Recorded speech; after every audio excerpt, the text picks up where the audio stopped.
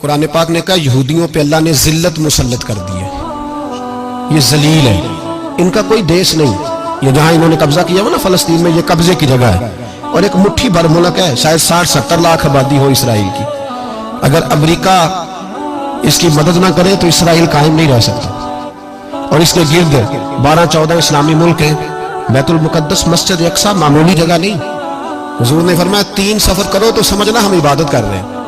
کون کون سے؟ فرمایا اگر بیت اللہ جاؤ تو عبادت سمجھ کے جانا، مسجد نبوی کی طرف جاؤ تو عبادت ہے، اور مسجد اقصی کی طرف جاؤ تو یہ بھی عبادت ہے۔ اور فرمایا مسجد اقصی میں جس نے ایک نماز پڑھی اسے 25,000 نمازوں کا ثواب ملے گا۔ اور میرے رسول پاک نے یہ وہ مسجد ہے جس کے ساتھ معراج شریف جڑا ہوا ہے۔ قرآن پاک نے کہا کہ اس مسجد میں سبحان اللہ اسریٰ بعبدہ لیلا من المسجد الحرام الی المسجد الاقصی۔ مسلمانوں، قرآن کہتا ہے کہ تمہارے معراج کی شان رسول پاک کی مسجد اقصی سے جڑی ہے۔ جس محبوب کو رب معراج کرائے تو مسجد اقصی میں لا کے کرائے۔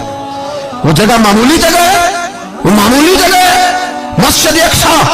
نبی پاک نے وہاں نبیوں کی امامت کرائی، 17 مہینے اس مسجد کی طرف منہ کر کے تیرے اور میرے رسول نے نمازیں پڑھی۔ چھوٹی جگہ ہے اور پوری دنیا کا مسلمان اسے چاہیے شرم سے گڑ جائے۔ ایک امریکہ کا صدر بول کے کہتا ہے کہ اسرائیل کو اجازت ہے اسے دارالحکومت بنائے، اور مسلمان حکمران بیان دے رہے ہیں ظالموں، لٹیروں، تم اپنی سیاستیں چمکانے کے لیے پہلے ایک دوسرے کو گالیاں دیتے ہو، پھر اکٹھے بیٹھ جاتے ہو نمبرنگ کرنے کے لیے۔ تم دین کے اس مسئلے میں سارے اکٹھے کیوں نہیں بیٹھے؟ سارے پاکستان کے سیاستدانوں کو، علماء اور مشائخ کو چاہیے تھا ایک پیج پہ اکٹھے ہوتے، اکٹھے بیٹھ کے ایک بیان ہی دے دیتے، ایک بات ہی کر دیتے۔ پھر میرا سلوٹ ہے ترکی کے صدر کو، پھر میرا سلوٹ ہے ترکی کے صدر کو۔ عجیب بات ہے نا کہ اس کے پاس ایٹمی طاقت آپ سے کمزور ہے، آپ کی تگڑی ہے۔ اس کے پاس جو فوجی طاقتیں ہیں وہ اپنی جگہ پر، آپ کی فوجی طاقتوں کا لوہا مانتی ہے دنیا، لیکن پھر مجھے کہنے دو نا، میدان میں بندہ ایٹمی طاقت سے نہیں لڑتا، ایمان کی قوت سے لڑتا ہے۔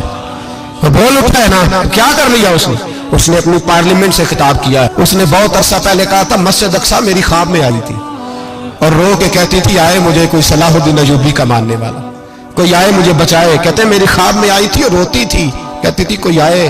اور ایک شاعر نے کہا ہے مسجد اقصی نبی پاک کو بھی بلاتی ہے، کہتی ہے ایک بار پھر طیبہ فلسطین میں آ، راستہ دیکھتی ہے پھر مسجد اقصی تیرا، ایک بار پھر سے طیبہ سے فلسطین میں آ، راستہ دیکھتی ہے پھر مسجد اقصی تیرا۔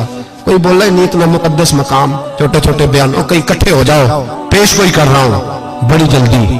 اس امریکہ کو لوگ ٹوٹتا ہوا دیکھیں گے، اس سے بکھرتا ہوا دیکھیں گے، اس سے لرزتا ہوا دیکھیں گے، اس لیے کہ مقابلے رب رسول سے اتنے آسان نہیں۔